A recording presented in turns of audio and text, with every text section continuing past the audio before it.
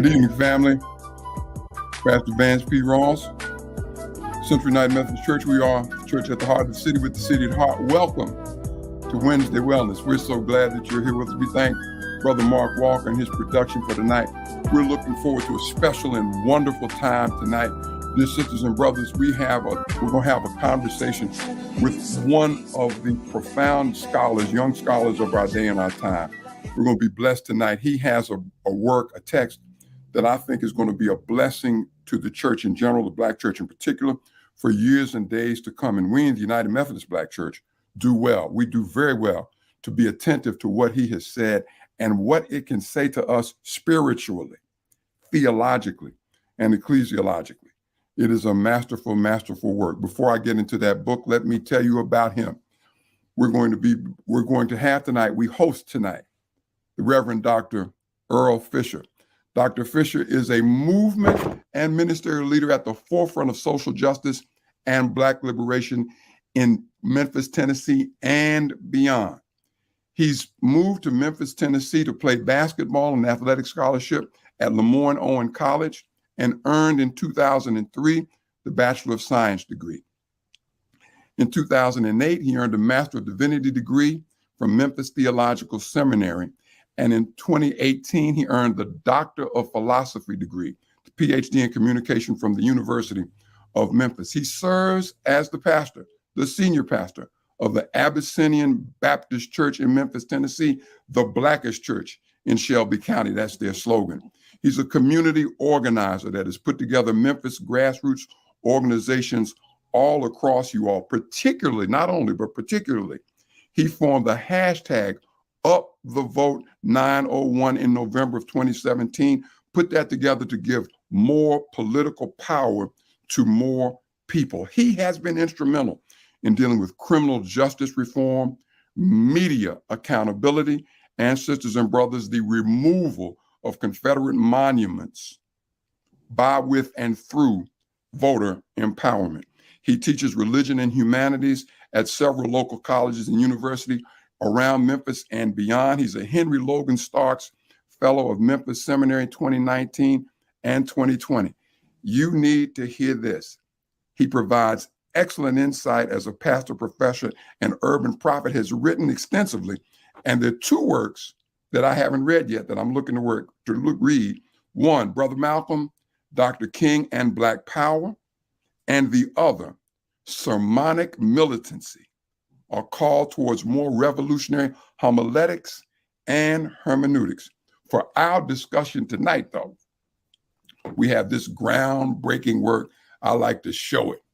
The Reverend Albert Clegg Jr. and the Black Prophetic Tradition, a reintroduction to the Black Messiah. Family, my people all over, tell somebody, come on in here. Tell them to come on in here. I want to introduce to you all my friend, my point guard, Reverend Dr. Earle Fisher. So glad he's here. Man, I'm glad to be here, brother. Peace and love. Thank you, man. You made me feel uncomfortable reading all of that stuff on that bio, but good to be with you, man. My brother, it's good to have you here. Thank you so very much for taking time out to be with us at the Central United Methodist Church and our people on both on Facebook and YouTube. Family on Facebook and YouTube, we want to invite you to two things. One, please be sure that if you got any questions or comments, that you put those in the chat so that we can be in touch with you on that. Two, invite some people to come on in here. Tell them to come on in here and be a part of what's happening here. The third thing, I forgot this, I need three. We have a link where you can get the discount, or purchase this book and get a discount from Dr. Fisher himself. I want to invite you to do that rather than helping Jeff Bezos and the Amazon crowd. I'm not anti-Jeff, I'm just pro-Earle. So if you would, let's buy directly from this brother. He's already signed mine, and I'm grateful. Thank you, sir. Well, let's jump into this, man. First, I heard you say this in a couple of places, but tell us, how did you come to write a book about the Reverend Albert Clegg and the Black Messiah? How'd you get into that? Man, look, man, I recently read or reread Zora Neale Hurston's book, Barracoon. And I'm thinking about what Brother Cujo Lewis Kazula said. He said, "Where's the house where the mouse is the leader?" I can't tell you about me without telling you about my people, Okay. where I come from. And I need to tell all of the folks who are watching now how much I appreciate big fella, Reverend Dr. Vance P. Ross, man. We met 10 years ago through the Woman Preach Network, and Reverend Dr. Valerie Bridgman when you were pastoring a United Methodist Church in Nashville. I knew then, man, that there was some kindred spirit and some, ways in which that God would orchestrate our involvement one with another over the years. So I'm grateful for you, man. Thank you to this Central United Methodist Church family. I think y'all's motto is a church in the heart of the city with the city at heart. I mean, Knock you right on in here. You in here? In here. Yeah, man. I just want to thank you for the opportunity to sit here and talk again about this book.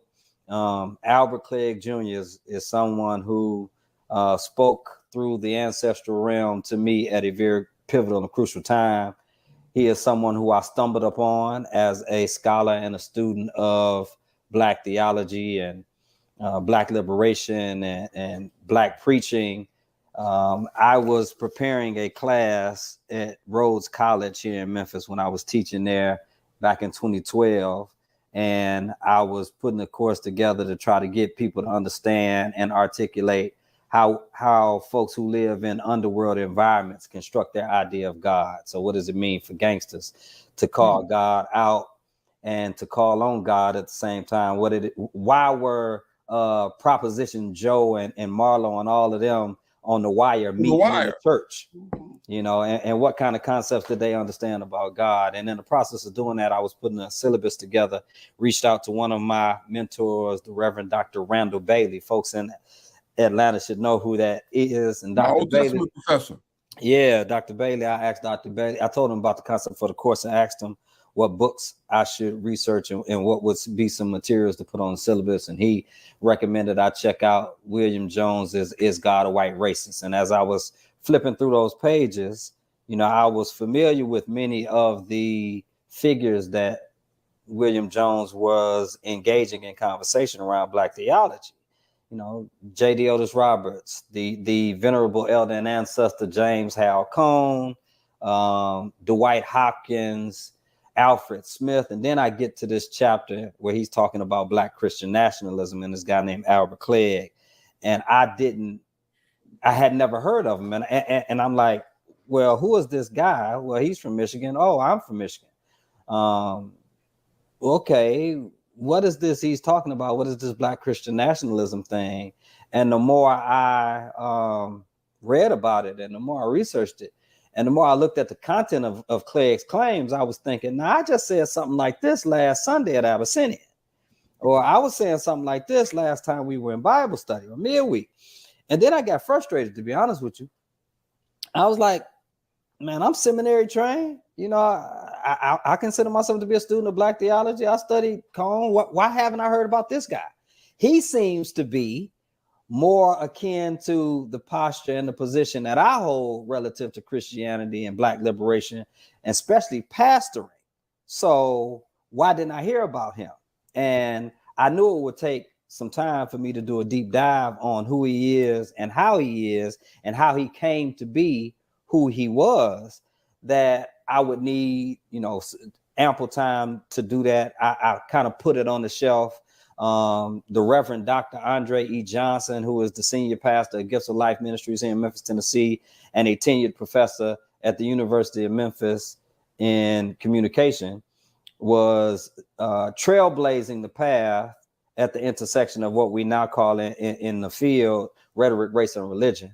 And he was doing wonderful work on Bishop Henry McNeil Turner. So I talked to Dr. Johnson about it.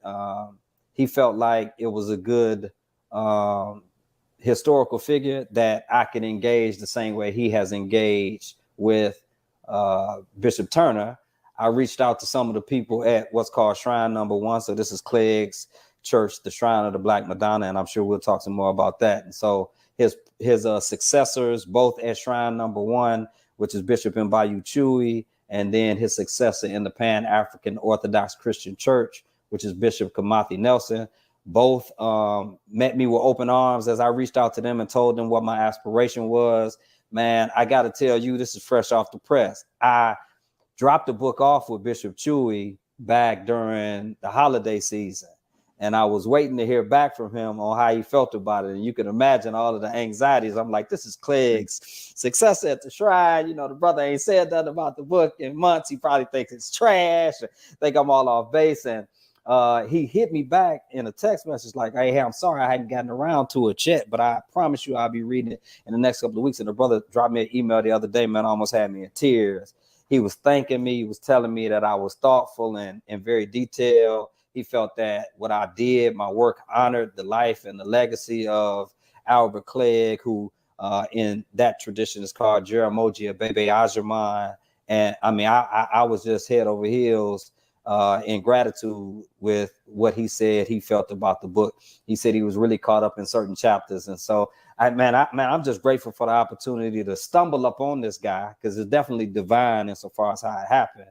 And then honestly, I owe so much to what Albert Clegg provided for me insofar as being a fresh ancestral voice that captured me in a time when, and I know you know something about this, Doc, you could be out here in the trenches and on the front lines, and because of the way the church has been constructed and because of the way the Black church in particular has been constituted, you get called radical, you get called, you know, militant, you get called ridiculous, you get called all kinds of stuff. And some of that stuff starts to set on you in some ways that if you don't find some type of affirmation, you know, it could drive people out of the ministry. Not that I ever felt like I was going to be driven out of it, but just the sacred fire that was stoked as I was reading more about Clegg and learning more about him and listening and hearing his voice, man. I mean, that's something that I hope the book offers to other pastors and other ministerial leaders and people who love Black theology, people who love Black liberation, people who love radical Black politics, and above all, people who love Black people. Yeah, man. It was so fascinating to me is that you got into this, how you get in with Dr. Randall Bailey, again, my Old Testament professor, the people that you had already engaged. And my dean is somebody you mentioned here, Major Jones, J.D. Otis Roberts. You talk about all these folk, and then in introduction, you land some of this out, and then you shoot me. Okay. Shoot me good. What is the Black Messiah? Yeah. Speak to this. I'm gonna read this quote and speak to this. For Clegg, Jesus of Nazareth was and is the Black Messiah. Clegg's proclamation of Jesus as the Black Messiah is a claim of fact that seeks to rehabilitate Black Christians in particular, and the Black faith community more broadly, away from the slavocracy's distortions and into a more authentic, African-centered understanding of the religious tradition. Inasmuch as radical, its Latin roots mean rooted. Much as that's it. And you speak to this rehabilitation, if you will. Man. You know, I remember hearing people quote statements like that, and I used to say, man, I wish I wrote that. And then now I'm hearing you read that, I'm like, I wrote that. So earlier I talked about how the Black church has been constituted. And if we're honest, and those of us who know the histories, the Black church, especially in North America, the Black church in the West, was constituted in a way that aligned it in proximity with white evangelical theology. So in a lot of ways, the average Black church is diseased with white evangelical theology, so much so that it ultimately functions as a white evangelical church in blackface. That's the average Black church. There are exceptions to the rules, you know what I'm saying? But 95 to 99% of the time, even though you have a Black church, if you go through the concrete details of how that church is constituted, some of the primary values, some of the ways in which it operates, You know what I'm saying? It operates under the auspices of white evangelicalism. That white evangelicalism presented to so many Black folks, especially our elders and ancestors, a Jesus that was ontologically and metaphysically white. So the image that we see of Jesus, if you Google Jesus right now, you know, and click images, that white Jesus was stuck in the psyche of so many of our people. And I mean, even some of our freedom fighters in the Black faith tradition. Yes, they still had this idea that Jesus was ultimately some white man with blonde hair and blue eyes. And that impacts the way our people articulated who they thought God was and who they think they are. It impacts the way people organize. It impacts the way people preach. It impacts the way people pray. It impacts people's psychologies and imaginations insofar as what we believe is possible. So if you have been diseased by white evangelicalism that is so closely aligned with white supremacy, we can't tell them apart, then you need to be rehabbed. So one of the things Clegg does is rhetorically say, no, let me tell you who Jesus is. He's not some white evangelical proselytizer. Jesus is not just some spiritual or religious leader. Jesus is, first and foremost, a man who walked the earth in Black skin, what we would call Black skin today. Jesus is not just what Kelly Brown Douglas calls the Black Christ, which for me is one that leans into the divinity of Jesus.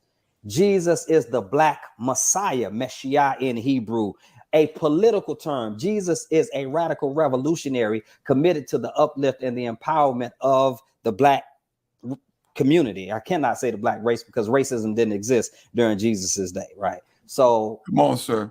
Clegg is saying that Jesus is not just ontologically Black, or the idea of his experiences being someone who has lived life in a non-white social and political status. Jesus is metaphysically Black. Okay, when you look at him, you see the beauty and the brilliance of people who have been kissed by nature's son. As I said, Jesus is the gangster from Galilee, or as Mac King Carter calls him, the Negro from Nazareth, who lived so close to Egypt you could walk to get there. Okay. And Egypt is in, and Clegg is making these claims too. He's talking about the geography. He's talking about the anthropology. He's talking about the sociology. He's talking about all of these important social and political determinants of our existence that impact the way we see God and see other people. So Clegg is explicitly trying to rehab the ways in which white theology infected and continues to infect the way in which we see God and the way we see ourselves.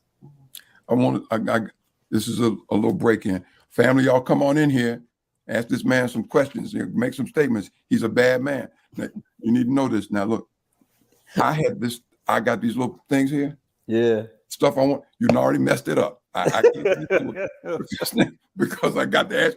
You mentioned the term organization. Mm-hmm. Your discussion of Clegg, I'll get to 1968 and pre-Cone later. All but right. Talk some about how Clegg and you understand Jesus and Paul relative to this faith, its beginnings, and its organization. I'll start my response to that by quoting Michael Eric Dyson. Dyson used to say, and he probably will still say it, but in the 21st century, Christians are much more Paulinian than they are Christian, which is to say much of the understanding of who God is and how God is in the life of Black folks, we see primarily through the lens of the things that have been attributed to the Apostle Paul. It was only people like Adam Clayton Powell who said, I'm only preaching from the Gospels, right? You have to be someone who has been very intentional in reclaiming what one scholar would call the revolutionary Jesus. Or, when Peter Gomes starts talking about the scandalous gospel of Jesus Christ, and he says people always talking about they preaching Jesus, but they just preaching about Jesus. They not preaching what Jesus preached. Those types of claims are claims that force us into a concrete conversation about some of the things attributed to the Apostle Paul that don't necessarily align with the things that we have seen concretely in the Gospels. And why? And then there are scholars who have done some fantastic work in deciphering why Paul gets so much traction in the New Testament. So let me give you some of what I've given some of my folks at Abyssinian and in some other circles. At some point, we have to ask ourselves, why do you start from the Gospels, Matthew, Mark, Luke, and John, and then to the Acts of the Apostles? And the first epistle that we read is not Hebrews. Now, we know ethnically, that's where you start, right? Jesus was not a Roman. He's a Hebrew.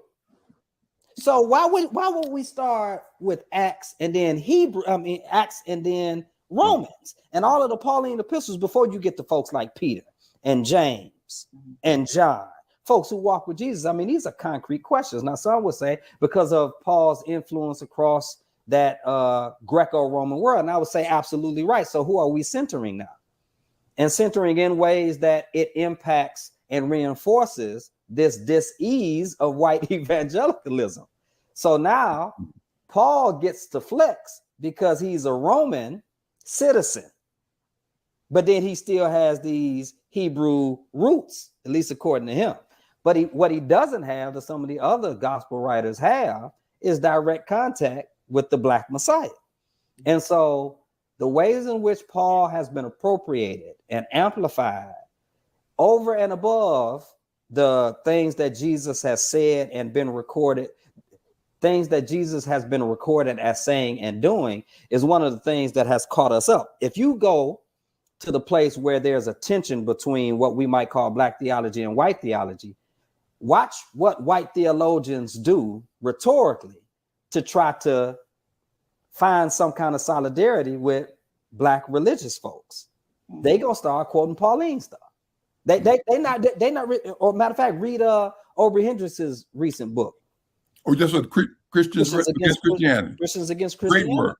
So he's walking you through some of the ways in which white evangelicals distort the faith, distort the gospel, distort the religion. And in the words of this was Raphael Warnock said this about his opponent in the last election: she lying on Jesus. You know, these folks are just lying on Jesus. And they're doing it because they are clear, and Paul was clear about how religion can be appropriated in ways that garner social and political power.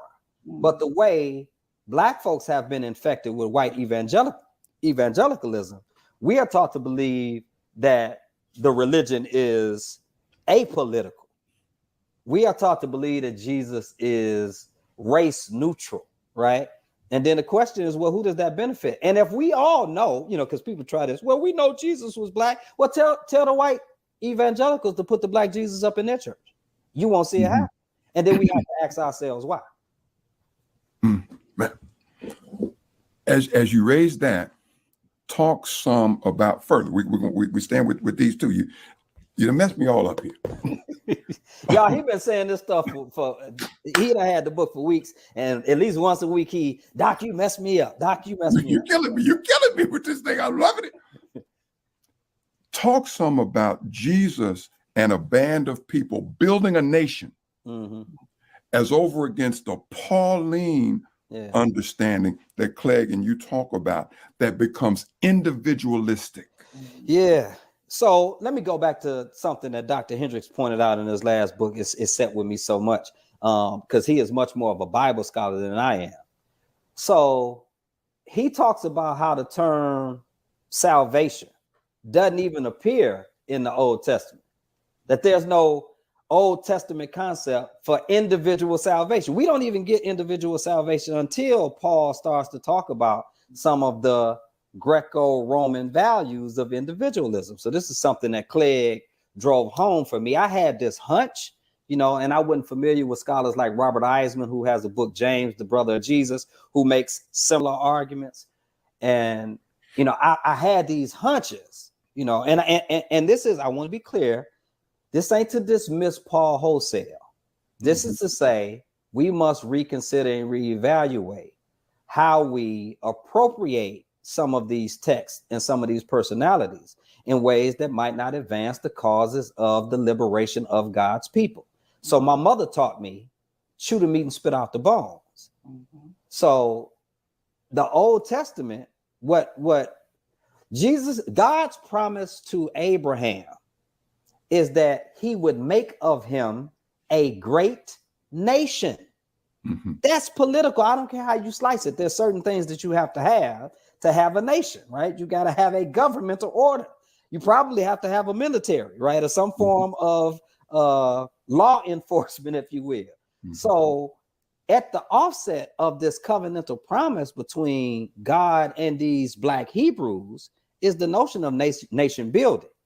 If we understand Jesus as someone who was nurtured in this environment with this history, I've been preaching, Hebrews 12 last few weeks. So Hebrews 11 is that hall of faith that mentions all of these Black Hebrews in the Old Testament and walks you up into Jesus, the author and the finisher of the faith, which is to say Jesus is connected to these Black Hebrews, these freedom fighters who were working under this divine mandate to establish a nation. Now, there are some ways in which I part with Clegg insofar as what the Black nation means and what Black Christian nationalism can provide. But anybody who is constructing a understanding of who and how God is that honors and centers the Black experience and maintains a commitment to Black liberation, Black social and political emancipation and empowerment, I'm all for that. But at the end of the day, there's no way for us to get around the implicit nature of Black theology, because Black theology honors the reality of political theology, because all theology is political. So one of the main claims that I'm making in the book that I've been trying to drive home for all of us conceptually is all theology, all religion. I'm not talking about individual spirituality. All theology, by the time something becomes systematic and organized, by the time it becomes a religion, all theology or God taught is experiential. It takes place in human experience.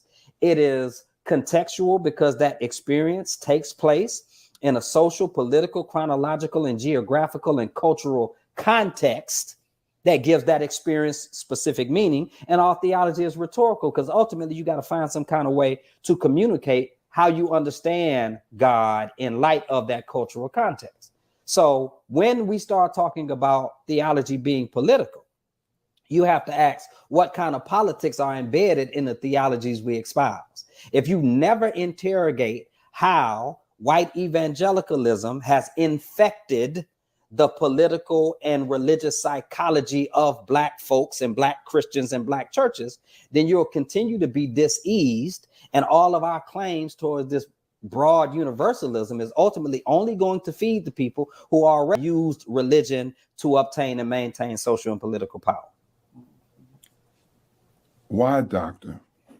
Why do you think it is that it seems to be so difficult to embrace in 95 to 99% of Black churches? Why is it difficult to embrace a Black theology and an understanding of it as being political? What has happened with the infection, in your view? What has happened with the infection that makes it so difficult? So the short answer, and I think it's Thomas Jefferson, right? So here's the irony, me quoting Thomas Jefferson. Who was it that said, it's easier to fool the people than it is to tell the people that, or show the people that they've been fooled? Whoever said that, that's what I'm quoting right now.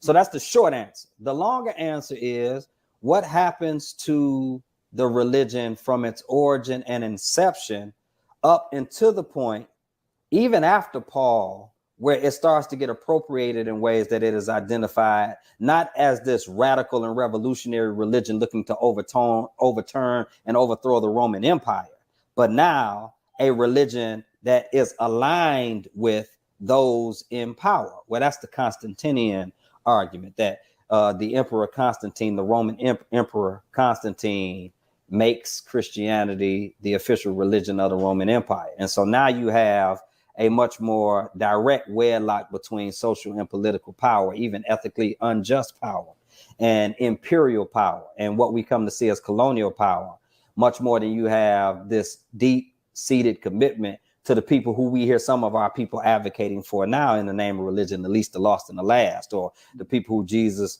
talked about when he said, as much as you have done for the least of these, you have done also unto me. So since most of us were introduced to the faith through the white evangelical lens, or through the Constantinian and imperial and colonial lens, by the time you come into Black consciousness, and most of us aren't even exposed to Black consciousness, because let most folks tell it, after the Black consciousness movement in the 60s and the 70s, we no longer needed Black consciousness, right? Because we were fully integrated into the American political economy. Well, tell that to our brothers and sisters who are now ancestors in Buffalo.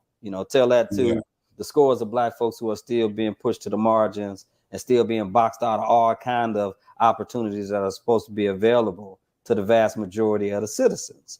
So clearly that's not the case.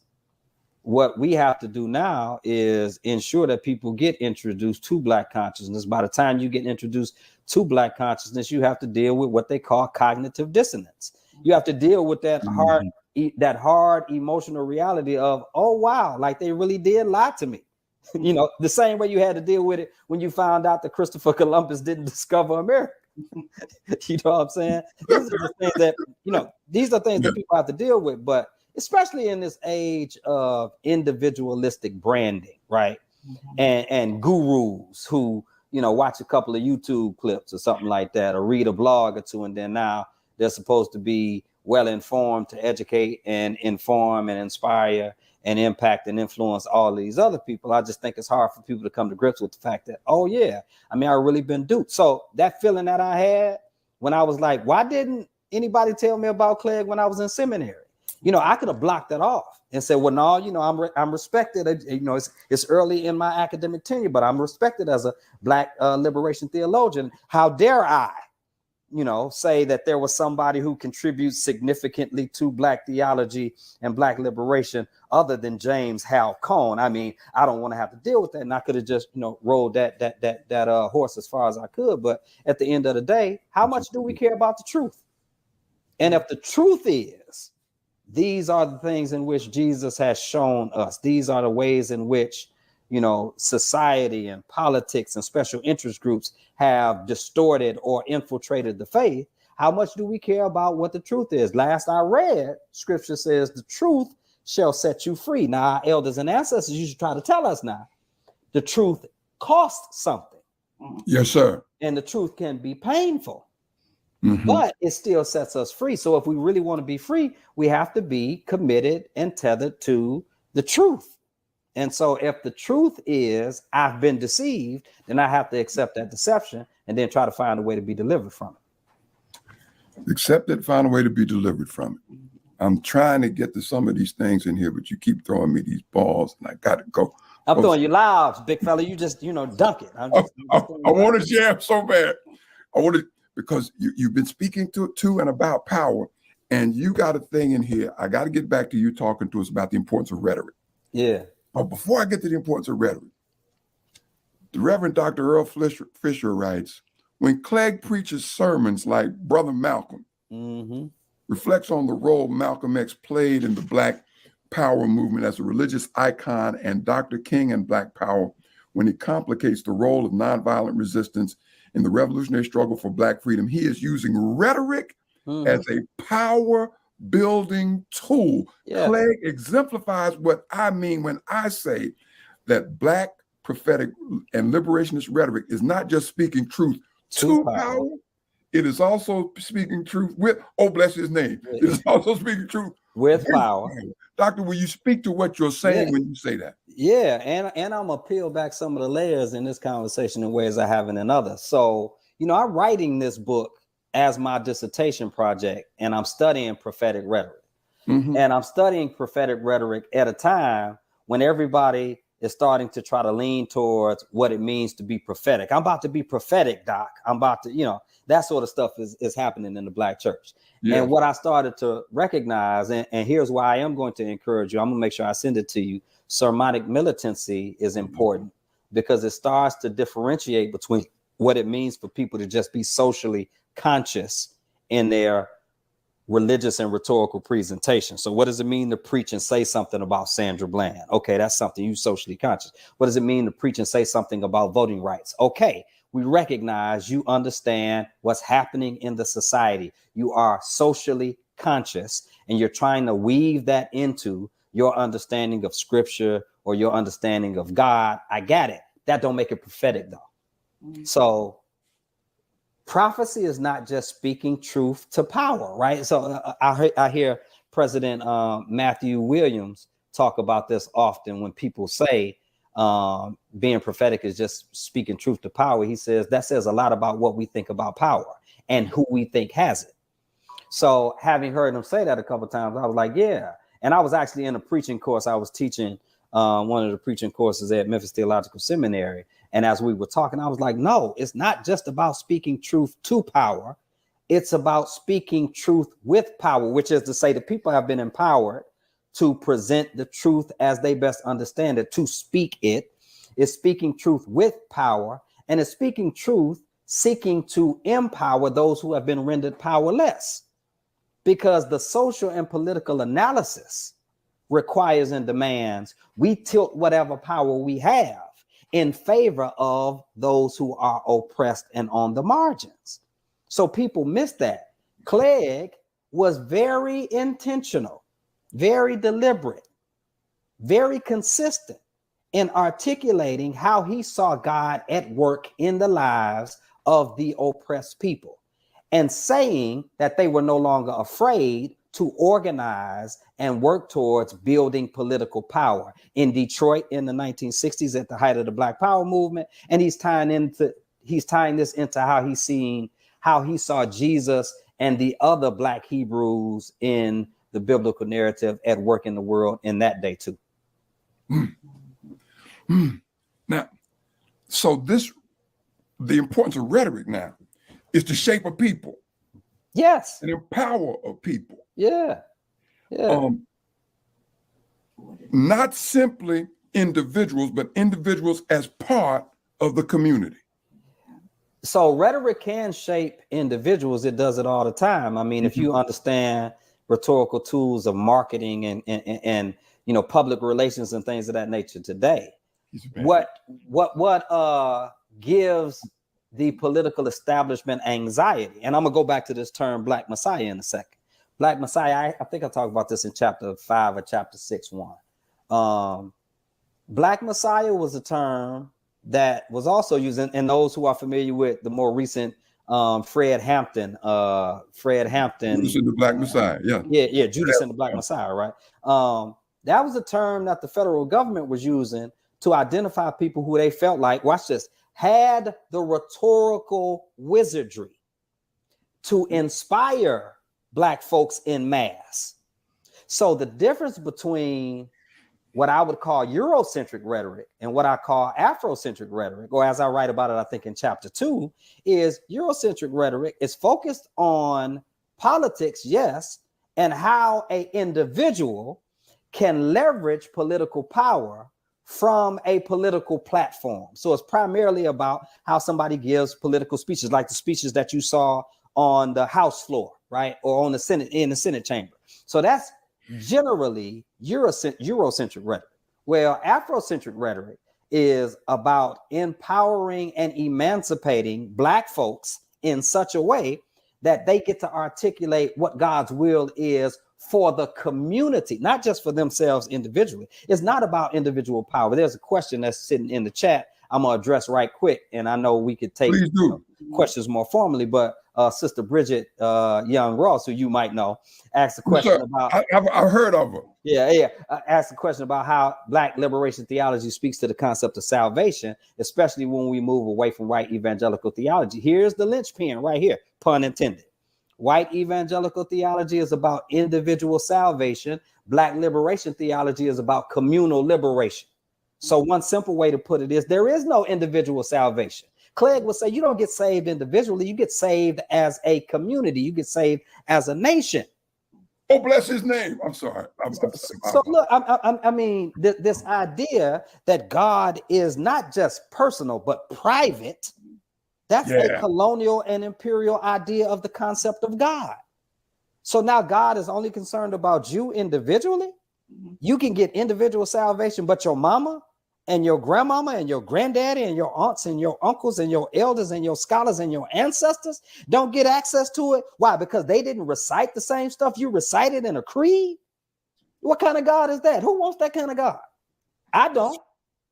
So what I am trying to angle is two things, at least. One, there's a difference between liberationist rhetoric and what we consider to be prophetic rhetoric in the mainstream. This ain't about somebody just running down a list of social ills, flexing that you know what's happening because you get invited to the prep breakfast when the mayor or the governor or the city council person or the county commissioner or the president wants a religious figure to articulate some religiosity that doesn't necessarily offend them, okay? Liberationist rhetoric is about what it means to shape a people such that they see themselves in common bond and they see themselves with a shared destiny. So, Dr. Ross, I don't think I can make it into some place of prominence individually without brothers like you and sisters like Valerie Bridgman and Barbara Holmes and my mother and aunts and uncles and friends and folks at Abyssinian who, if I called their name right now, most folks wouldn't know. So for me, I've moved away from, and I had this hunch the whole time. It's like, how you grow up in Sunday school and you asking these questions and people tell you, shut up, you can't ask those questions.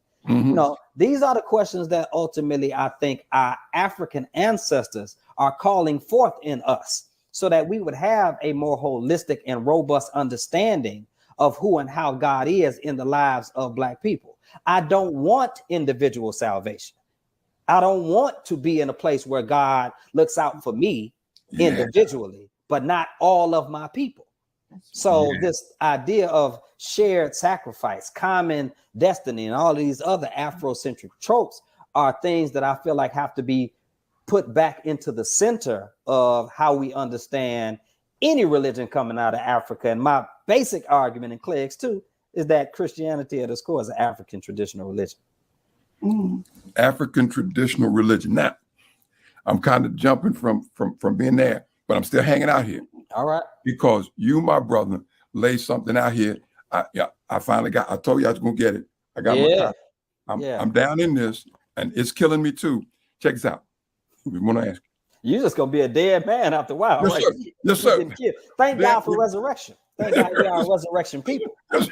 Yes, sir, Doc. Look here. You point out, just chronologically, but it's profound for me because I'm a seminary graduate, D-Min. Yeah. And I know James Hal Cone. I know where you're going. Come on. Black theology, Black power. Yes, sir. Yeah. This predates it by publication and predates it by ministerial activation. Yes, sir. He's ahead of Cone by years. And Cone, according to your discussion, it makes all the sense in the world to me. Cone studied the man. Yes. Present. Yes. Talk to me about how James Cone becomes for Clegg, and just peel this, becomes for Clegg the apostle to the Gentiles. Well, first, I think what's beautiful about that rhetorically is if you talk to the average Black religious person, when they hear Gentiles, they don't think white. Whoa. Yeah. So when you are, go back to white Jesus, okay? Yeah. So if Jesus and the Hebrews and the ancient African people are God's chosen people and they white, and then God is trying to include the Gentiles in the New Testament, who are the Gentiles? Well, the average person, if you ask them, if you can get them to talk honestly and openly to you, they will tell you they think that the Gentiles are any people who are not God's chosen people. And if you keep peeling back the layers about who God's chosen people are, they see white people as God's chosen people. That's why evangelical theology again. So it is a rhetorical maneuver that describes how most people see who the Gentiles are, because then you start saying, well, wait a minute, if Cone is black liberation theologian, but he's the apostle to the Gentiles, who are the Gentiles? Oh, the Gentiles are white people, right? So that's one thing. The second thing I think Clegg does with that whole apostle to the Gentiles, and if you study rhetoric, you understand the importance of this.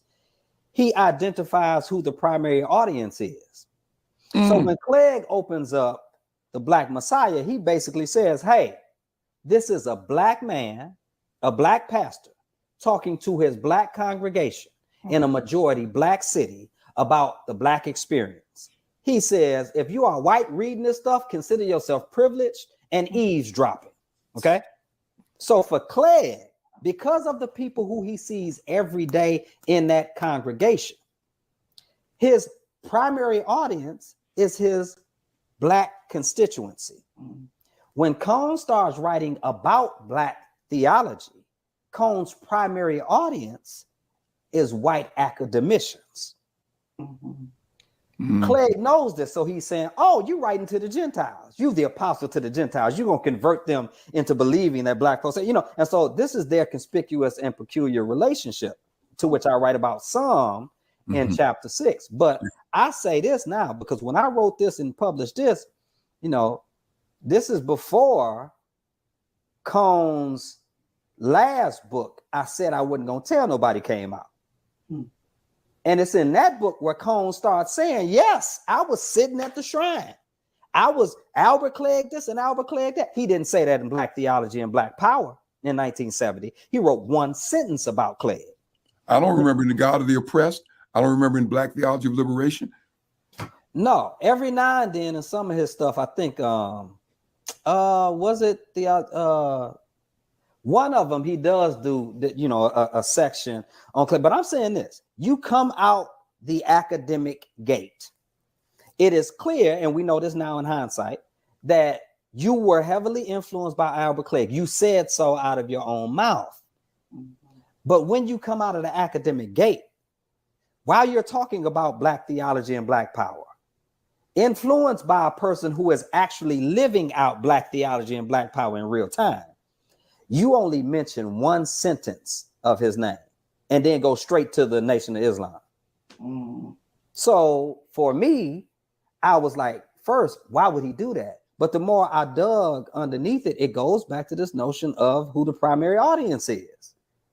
And so in the people who I've talked to who have had direct relationship with Albert Clegg, from Jeremiah Wright again to some of his understudies, you know, Anthony Reedy put me up on a sister who wrote about Cone in the Black Theology Journal, the International Journal, who ultimately says, and I think it's true, that Cone is not necessarily arguing for a theology of Black liberation. He's arguing for a theology of Black legitimization. Cone is trying to legitimize Black theology in the academy.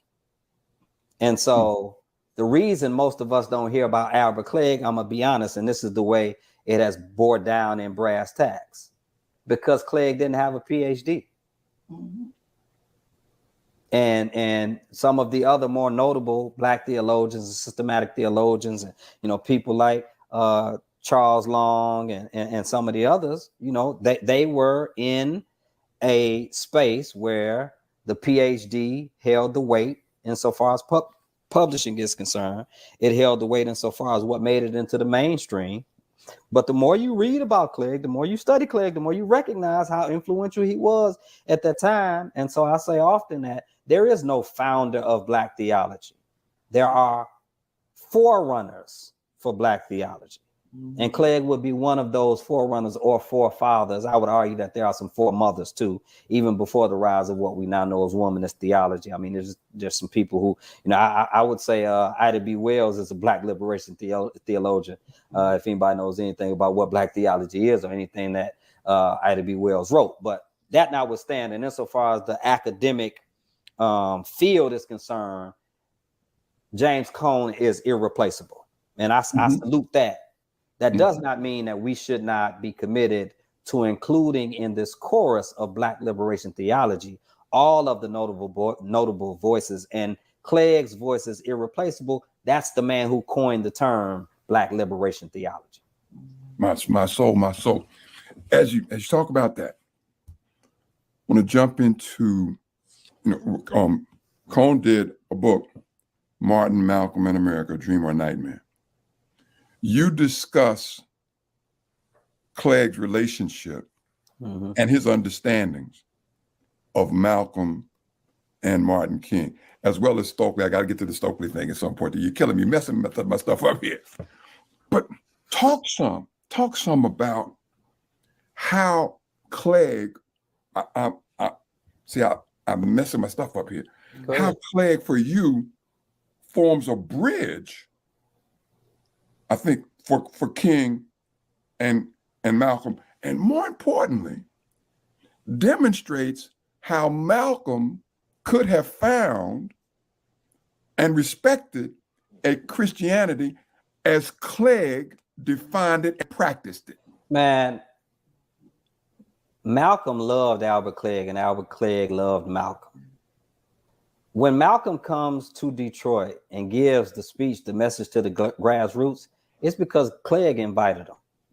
Go back and listen to the speech. He's referencing Clegg several times. As Reverend Clegg said, he even says it one time, and he a Christian. So if Clegg, if he thinks this, that sort of thing. So part of what I felt like had to be done is include Clegg in conversation with Cone and take their views on these very notable figures and find ways in which they kind of overlapped and ways in which they might have been in distinction to one another, and one of the ways was just how you even start the engagement to begin with. So for Cone, you start with Martin. And then after you get a glimpse of who Martin is and his dream, then you can come in and get you some Malcolm.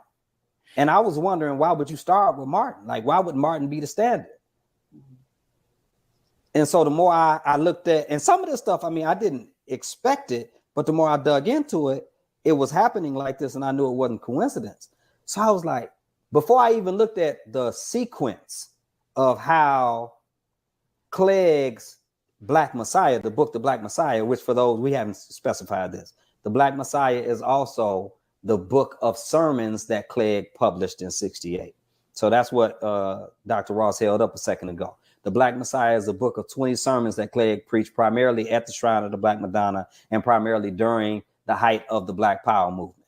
And so I didn't know which order he had his in, but I did start rereading Martin and Malcolm in America. And I'm like, why are you starting with Martin? I'm like, Malcolm is older. Malcolm hits the public scene sooner. Why would you start with? And I was like, well, did Clegg do that too? And no. Clegg presents Brother Malcolm first, and then Dr. King and Black Power. So I wanted to dig into what some of those nuances were, because in the public psychology, in the religious psychology of most Black folks, Malcolm is still this outlier. It's happened a little bit differently in the last maybe 24 months, where he's come a little bit more back into the mainstream and been appreciated in some ways in alignment with the movement for Black lives. And at the same time, I think King has been depreciated in some ways that may not be fair to him, insofar as what he means to the movement for Black lives as well. But at the end of the day, they complement each other the same way I believe Cone and Clegg complement each other. You got to put them in conversation together. But if you take one as the gold standard and the other as some outlier or militant radical who was a little bit impulsive or too brash or something like that, then we miss the opportunity of what it means to lift every voice in saying towards Black liberation. Yes, sir. So what I probably felt the most help in the research for that particular chapter is how Clegg was redefining Black folks' understanding of what it means to be Christian, and saying, if we use this rubric for Christianity, Malcolm is exactly that. Well, Malcolm used to say stuff like, I'm telling every Christian I know in Detroit that you need to go to Albert Clegg's church. Now, if you go find Minister Louis Farrakhan today, I'm sure he would say that about Trinity United Church of Christ when Jeremiah Wright was there. But name me some more churches that you can go to. So in Memphis, if you come to Mosque 55, you know, Brother Anthony Muhammad and all of them, and ask them, are they going to tell you which churches they can rock with? And so the question for me is, and this is what I would hope we could even pivot to in this conversation, Doc. Let's do it. We could talk about some of the theoretical stuff and even some of the rhetorical stuff and some of the academic highbrow intellectual stuff. But brass tacks, I'm writing this at the end of the day to try to get Black practitioners of religion, whether you are a pastor or a layperson or whatever, to reconsider what it means to be Christian and Black and what it means to reconstitute our congregations so that we can more adequately engage in the political activity of Black liberation. That's what Clegg is doing. And Clegg says we need folks like Malcolm if we're going to achieve Black liberation. You know, Clegg was one of the founding members of the Organization of Afro-American Unity. He was on the board. You know, so their relationship, I'm talking about Clegg and Malcolm, is a model relationship for me if you start talking about people who are more committed to Black liberation, and religion is one of the tools towards that end, then they are committed to the religion itself, and you could put Black liberation on the chopping block. Now, down on the ground, you're on the ground, by the way, in the town where Ida B. Wells did her theology. Yeah, and got ran out of town. And got ran out for it, for speaking out and speaking up for her rhetoric. One of the things Clegg does on the ground as a pastor is discuss the ordination. Yes, sir. Yes, sir. You don't want to talk about facts on the ground. Yeah. Let's pivot there. You talk about the ordination of Black civil rights leaders and those Black revolutionaries, those Stokely revolutionaries. Yes, sir. Yes, sir. Yes, those sir. that crowd, not the young adult. Yep. The 1960s Black Lives Matter folk. Let me say it like that. That's it. Let me say it like that. Talk about the critical importance of that and what that means relative to a truth around faith as a liberative tool and having a liberative function. Well, look, there's a couple of things that are happening at the same time with that move. So let me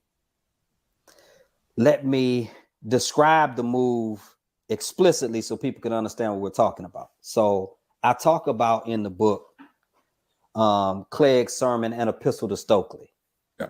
And he preaches several different variations of this sermon. According to folks at the shrine, he might have preached some version of this like once a year.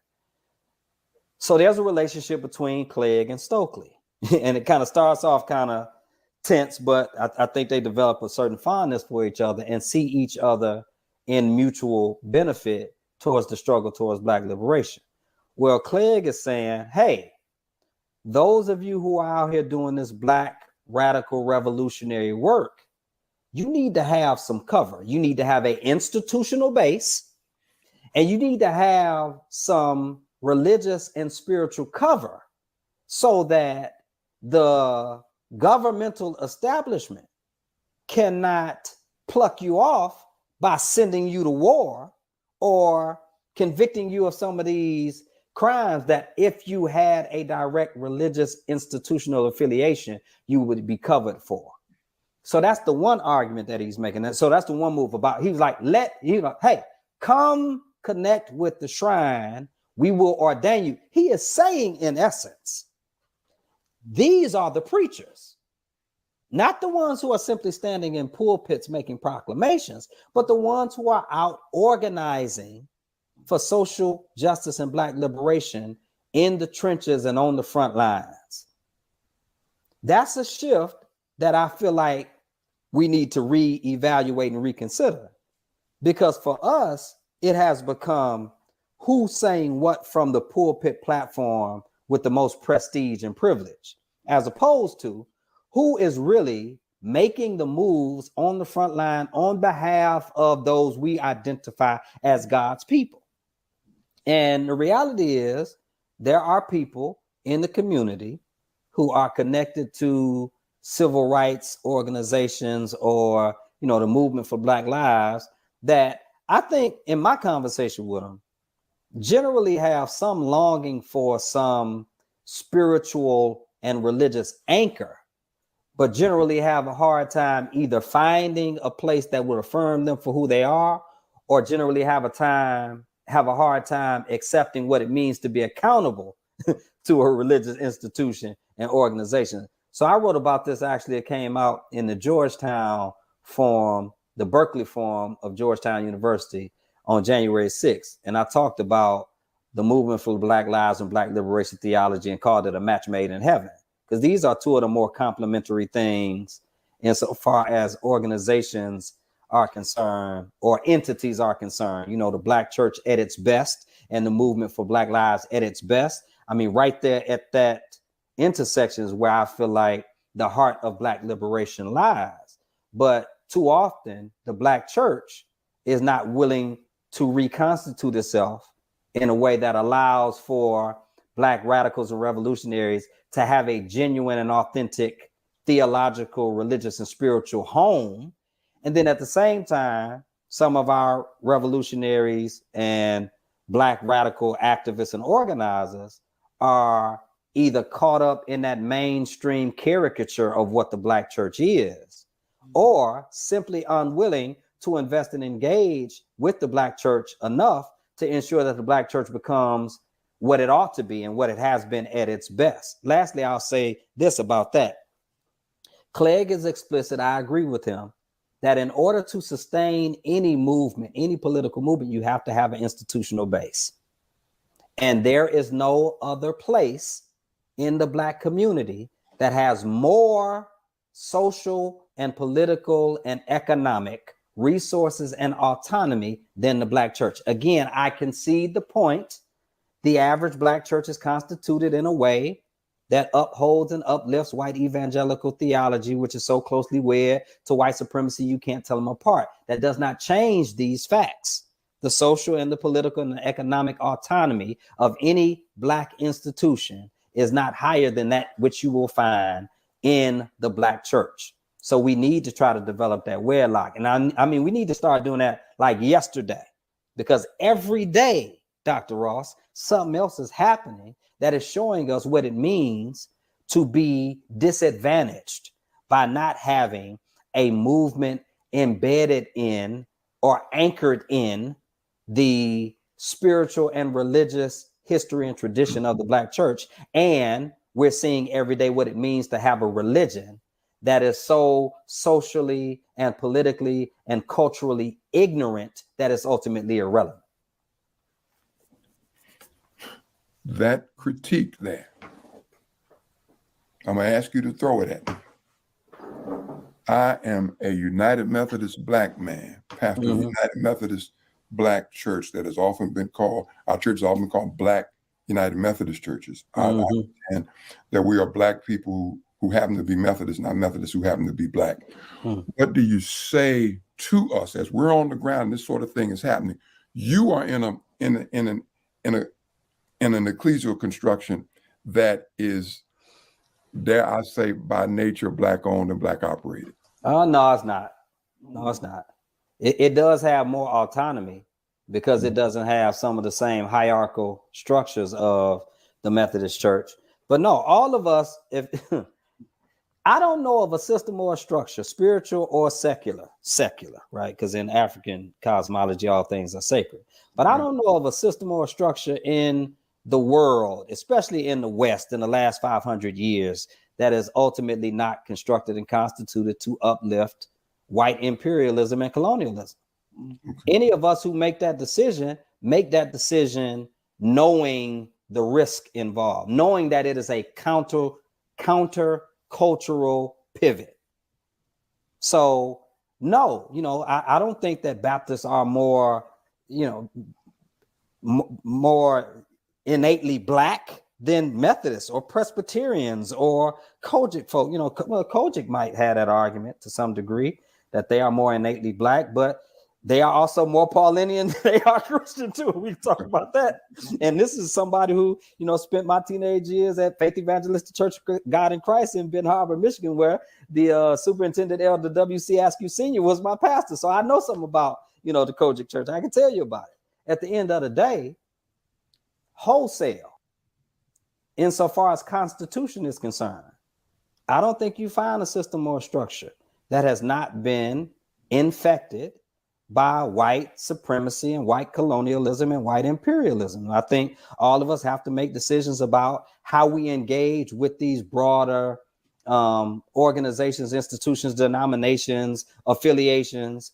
And at some point, you have to be willing to cut ties. I'm not telling y'all to leave I'm not saying leave the denomination. I'm saying you always have to be willing to cut ties with any institution and organization who will not honor your humanity and your dignity, your authenticity, your history, and your heritage in a way that allows you the autonomy and the audacity to work towards the full emancipation and empowerment of your people. Point blank, period. Anything less than that is exploitation. Anything less than that's exploitation. You said that from the place where Ida B. Wells was, the place where James Lawson called Martin King to come, where Martin King ultimately died, and where you now sit and serve as a pastor of the blackest church in Shelby County. We've gone a little bit over.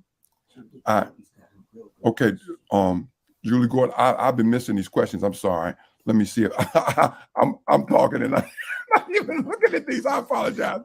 What does this mean for United Methodist Church? Why do we stay attached to a white denomination? Or I'll let you. You're going to ask Dr. Fisher that. I'm going to let Dr. Fisher answer it, as he's a Baptist. But I'm going to let him answer it. Yeah, and I think to some degree I'm handicapped insofar as the sufficiency of my response. Again, I think it's incumbent upon all of us to find ways to negotiate and navigate to ensure that we can be our full selves. So, I don't know whether or not reform or revolution is the answer in every single denomination or in every situation and circumstance. I think that's a contextual question for people who have much more keen insight than I do in the Methodist Church, the United Methodist Church, to answer. But I do think, I can affirm and appreciate why, Absalom Jones and Richard Allen and who's my brother at Mother Emanuel that led the slave rebellion, Denmark Vesey. What I'm saying? Like, look, I get it. Because for me, at the end of the day, I think it's Ron Walters or somebody who was out of Howard who used to ask at the end of the day, so what does this have to do with the liberation of Black people? I think that's the brass tacks question. So we could talk about affiliations with denominations. We could talk about affiliations with organizations and institutions, NAACP, Urban League, all of that. We could talk about affiliations with institutions like historically Black colleges and universities that tend to not want to be Black. Okay. At the end of the day, we have to ask ourselves so Clegg would say there's nothing more sacred to God than the liberation of Black people. And I deeply believe that. Now, notice he doesn't say there's nothing else sacred to God other than the liberation of Black people. He says there's nothing more sacred to God than the liberation of Black people. And if that's the case, if that is the foundational premise, then we have to ask ourselves every time, like, what's the benefit of us being in relationship with any organization, institution, country, system, or structure? And to what degree our affiliation with that country, organization, institution, system, or structure actually can advance the cause of Black liberation. And if it can't, then we have some critical decisions that we have to make. But we also have limits to our time, limits to our knowledge, and limits to our power. And so those are things that you have to negotiate contextually. Yeah, we have to address what it is we know. And you spend some time on epistemology in here. And so, man, I've gone over time with you. I kind of felt like this was going to happen. And I had several things that I didn't even get to. Part two, when you want to do part two? You ain't got to say that. Now you're stealing my thunder now. Because my brother, I want to look at doing this with you live, in color, in person, Negro to Negro, brother to brother, point guard to big fella. Yeah. I want to talk to you about when we can get you down here and in Atlanta at the Central United Methodist Church. I think that's a blessing for us. I want to thank you. Before I go, any parting words that you might have? Hey, man, all of the gratitude in the world, you know, to brothers like you, you know, a generation ahead of me. I'm 43. I think you in your early 60s. Am I right? You're a very kind man. You're the same age as my daughter, bro. Yeah. I'm 65, man. You're a good dude. Thank you. Yeah. So look, you know, we stand on the shoulders of giants, and I'm not lost on, you know, what it has taken for people like yourself and, you know, colleagues in that generation, elders, just all around good people who embrace some of the work that we're trying to do to advance those ideas and those initiatives that other people have worked towards and labored in, you know, and trust us enough to pass the baton to us to run a leg of the race. I want to thank you for providing me with this particular platform. I want to thank you for your brotherhood and your support over the years. And I'll say this publicly, all of those times where you asked me if I had security. Yes, sir. I still want to know. We got to protect you, bro. Oh, be very clear. Be very clear. We got I got goons, man. I'm just gonna be honest with you. Some good followers of Jesus who know how to use these, know the corner, and they know some other stuff. We need that around you, man, because what you're doing, you make me think more and more than you need to about Fred Hampton, about Stokely, about Malcolm, about Martin. Make me think of those people, and so we're looking forward to you coming here and being with us, man. I'll be in Atlanta before you know it. Now, you know, we might have to set up something separate for Central, but I'll be in Atlanta soon and very soon, brother. Well, Doc, just let me know, because if we set up something for sure, we're gonna set up something for Central. Yeah. And if other people want to come, they can come. So we'll do that. But you let me know if you got a little chance. I'll buy you a hamburger. Yeah. Gotcha. Duly noted. Y'all heard that, right? Y'all hold them to that, right? Okay, so you heard that's what I'm saying. I want them to hold me to it. I got some people here who listening. I know they loving what they're hearing. From the bottom of my heart, Reverend Dr. Vance P. Ross, thank you. Thank you to the Central United Methodist Church and to all of those who are on the front lines in the struggle for our people. Appreciate it, brother. Dr. Earle Fisher, thank you so very, very much. Family, we'll see you, man. I'll be in touch. I look forward to hear from you. Family, thank you all so very, very much for being here with us tonight. The work in our religion, the salvific efficacy of it has to be for our people, for all of us, not just one or two, not three or four, not an elite. We want to do this with and for everybody. I can't say this enough. Please pick up this book. You see where we got some options to link so you can get it from Dr. Fisher himself, and he will sign it. He signed mine. It's the Reverend Albert Clegg and the Black Prophetic Tradition, a reintroduction of the Black Messiah. I'm so glad you all came on here with me tonight, with us at the Central United Methodist Church. We are the church at the heart of the city, with the city at heart. Thanks again. You take good care. Keep the faith. Be safe. As always, you be well. Bye now.